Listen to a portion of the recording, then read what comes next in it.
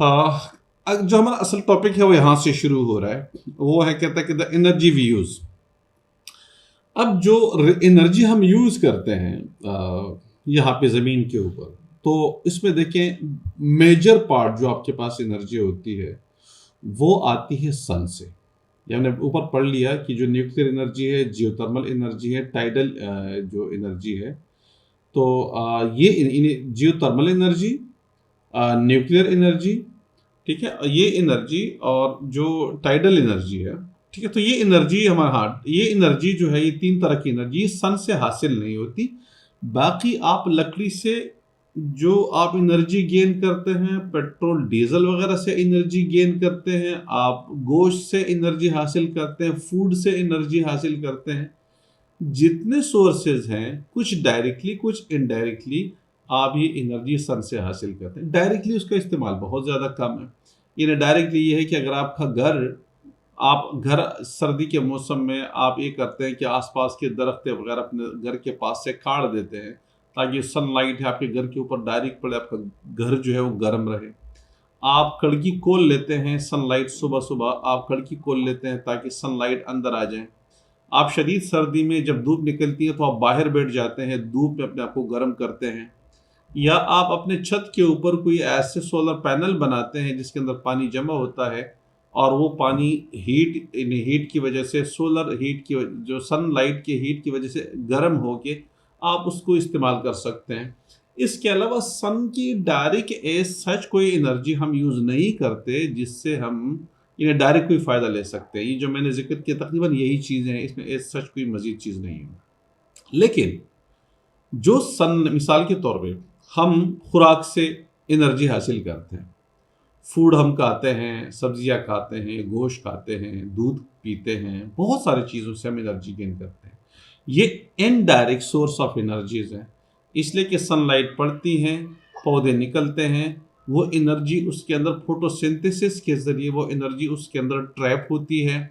और जब हम वो खुराक फ्रूट खाते हैं तो एक्चुअली वो सनलाइट से जो एनर्जी उसने ट्रैप की होती है वो एनर्जी हमें मिलती है, हमारी बॉडी के अंदर वो एनर्जी आती है। तो इस तरह से हम गोश्त खाते हैं, वो गोश्त पलों के ऊपर ज़ाहिर है पलता है, वो जानवर जो घास वगैरह खाते हैं, चारा वगैरह खाते हैं, जो एनर्जी सोलर एनर्जी से आती है, और इस तरह से गोश्त बढ़ता है, गोश्त फिर हम उसको खा लेते हैं, तो वो एनर्जी हमारे पास आती है। यानी जितने आप एनर्जीज को देखेंगे, लकड़ी हम जलाते हैं, सोलर सनलाइट से हम एनर्जी इनडायरेक्टली हासिल करते हैं। अभी पाई चार्ट आपको नजर आ रहा है। तो यहाँ पे ज़मीन के ऊपर हम जो खुराक, जो एनर्जीज गेन करते हैं वो किन चीज़ों से? नेचुरल गैस हैं, आपके घर के अंदर गैस आ रही होती है, तो तकरीबन अगर आप एक 360 डिग्री एक सर्कल से पूरे एनर्जीज को जाहिर करें तो उसमें ये जो 90 डिग्री का एंगल, तकरीबन 90 डिग्री का आ रहा है, यानी ये 24% बनता है टोटल एनर्जी सोर्सेज का। तो ये नेचुरल गैस से हम एनर्जी हासिल करते हैं। कोयले से बहुत ज़्यादा बड़े अमाउंट में 27% ऑफ द एनर्जी हम कोयले से हासिल करते हैं, ज़मीन के अंदर मौजूद है। ऑयल, सबसे ज़्यादा ऑयल है जो कि वो 34% है। बाकी अदर रिन्यूएबल सोर्सेज 4% है। न्यूक्लियर से हम 4% एनर्जी हासिल कर रहे हैं अभी इस टाइम। पानी से हम 7% एनर्जी हासिल करते हैं, डैम बना के उसकी एनर्जी को, इसके जो वाटरफॉल है उससे हम टरबाइन चलाते हैं, तो उससे ये एनर्जीज आजकल हासिल हो रही है। तो ये इतना सा है, आई एम श्योर इसमें सच कोई प्रॉब्लम नहीं है। दूसरी चीज़ हमारे पास जो टॉपिक है वो renewable and non renewable energy. दो तरह की एनर्जीज होती है। एक रिन्यूएबल है, मतलब आपने एनर्जी यूज़ करी और वो एनर्जी पे दोबारा से एनर्जी उससे आप हासिल कर सकते हैं, रीन्यू कर सकते हैं, ठीक है। और एक नॉन रिन्यूएबल है कि once you use that energies and that is gone for ever, ठीक है। ये ऐसे मिसाल के तौर पे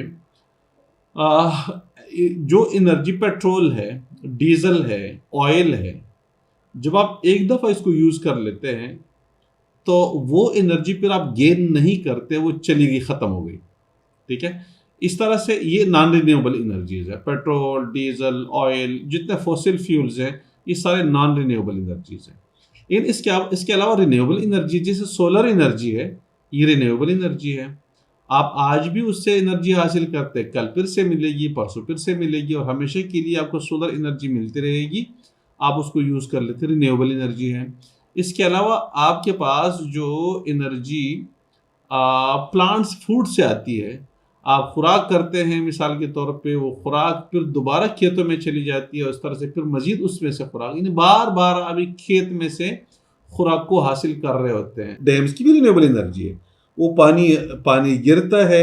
अच्छा, ये रिन्यूएबल कैसे हैं, ये बहुत इंटरेस्टिंग है। पानी भाई जो गिर गया, टरबाइन चला के इलेक्ट्रिसिटी पैदा करी, पानी तो चला गया, फिर दोबारा पानी कैसे आएगा, वो तो पानी दोबारा नहीं आएगा। फिर कि ये पानी जो डैम के अंदर जमा होता है, गिरता है, टरबाइन चलाता है, नीचे जाके दरिया में मिलता है, दरिया समंदर में मिलता है, समंदर के ऊपर धूप पड़ती है, वो दोबारा से बुखारात वेपर्स, वाटर वेपर्स बन के बादलें बनती हैं, फिर से बरसती हैं, फिर से वो डैम भर जाते हैं, फिर से वो पानी गिरना शुरू हो जाता है। एक वाटर साइकिल होता है, ठीक है।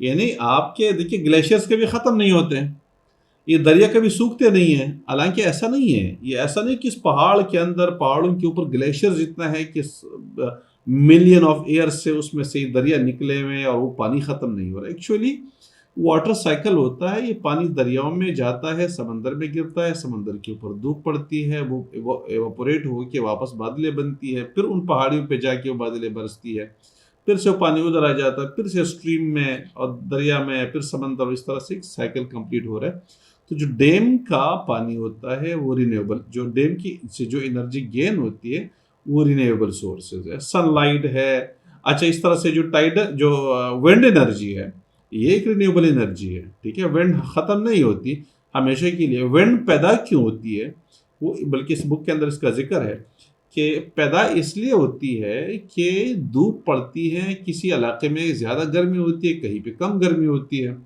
तो जो इलाका ज़्यादा गर्म होता है, धूप पड़ती है वहाँ पे, तो वो जो हवाएं होती है वो गर्म हो के हल्की हो जाती है, डेंसिटी कम हो जाती है उसकी, और हल्की होने के बाद वो उड़ने लगती है, वो स्पेस क्रिएट होता है।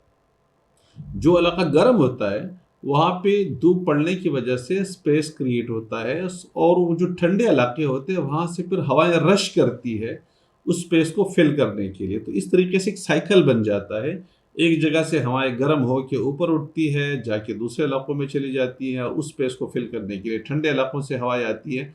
एग्जैक्ट ये चीज़ इस तरह से हो रही होती है। समंदरों में क्या होता है कि समंदर में पानी जो होता है वो उसके ऊपर धूप पड़ती है, वो समझ सरफेस, सी लेवल के सरफेस पे हवाएं गर्म हो के ऊपर उड़ जाती हैं। इस तरह से हवाएं समंदर की तरफ फिर रश करती है। समंदर के अंदर जो तूफान आता है उसकी मेन रीज़न यही होती है, ठीक है। तो ये बहुत ही सारी रिन्यूएबल सोर्सेज, तो आई एम श्योर इसमें कोई प्रॉब्लम नहीं है।